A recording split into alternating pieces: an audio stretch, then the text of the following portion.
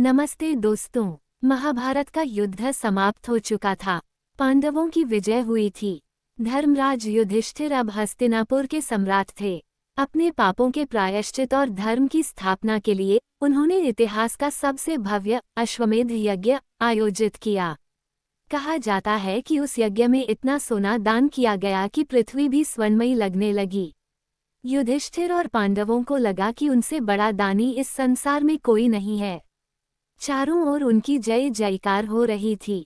लेकिन तभी वहां एक ऐसी घटना घटी जिसने उस महान यज्ञ की भव्यता को एक पल में फीका कर दिया। यज्ञ के अंतिम चरण में जब सभी ऋषि मुनि और राजा युधिष्ठिर अपनी प्रशंसा सुन रहे थे, तभी मंडप में एक नेवला आया। लेकिन ये कोई साधारण नेवला नहीं था। उसका आधा शरीर सामान्य था और आधा शरीर शुद्ध सोने का बना हुआ था और मणियों से चमक रहा था। हंसते हुए हे राजन, हे पांडु पुत्रों, आप किस बात का अहंकार कर रहे हैं? ये यज्ञ, ये दान, ये सब व्यर्थ है। यह उस एक सेर सत्तू आटे के दान के बराबर भी नहीं है। नेवले की बात सुनकर पूरी सभा स्तब्ध रह गई। एक छोटा सा जानवर सम्राट के महायज्ञ को तुच्छ बता रहा था।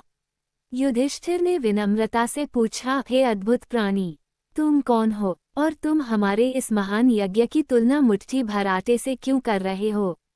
तब उस नेवले ने जो कहानी सुनाई वह आज हर इंसान को सुननी चाहिए। नेवले ने बताया, राजन, बहुत समय पहले कुरुक्षेत्र में भयंकर अकाल पड़ा था। लोग दाने दाने को तरस रहे थे। उसी गांव में एक गरीब ब्राह्मण अपने परिवार के साथ रहता था। उसकी पत्नी, बेटा और पुत्रवधू। कई दिनों से उन्हें भोजन नहीं मिला था। एक दिन बड़ी मुश्किल से उन्हें थोड़ा सा जौ का आटा मिला।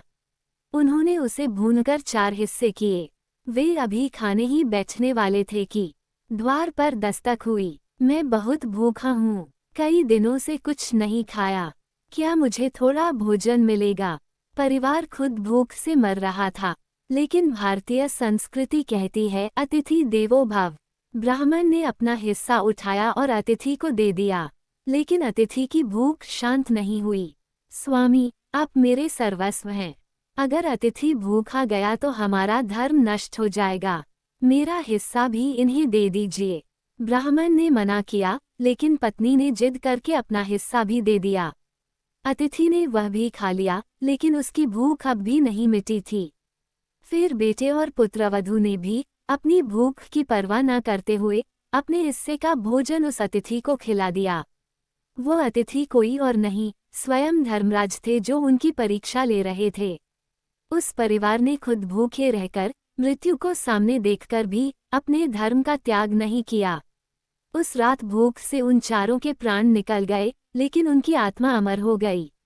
राजन, जब वह अतिथि चला गया तो मैं उस झोपड़ी में गया। वहां जमीन पर उस आटे के कुछ कण गिरे हुए थे। मैं उन कणों पर लौट गया। उस पवित्र दान की शक्ति इतनी थी कि मेरा आधा शरीर जो उन कणों के संपर्क में आया वह सोने का हो गया। तब से मैं दुनिया के हर बड़े यज्ञ, हर बड़े दान में जाता हूँ, इस उम्मीद में कि कहीं मुझे वैसा ही त्याग, वैसा ही पवित्र दान मिले जिससे मेरा बाकी आधा शरीर भी सोने का हो जाए। मैंने आपके अश्वमेध यज्ञ की राख में भी लोट लगाए, लेकिन मेरा शरीर सोने का नहीं हुआ।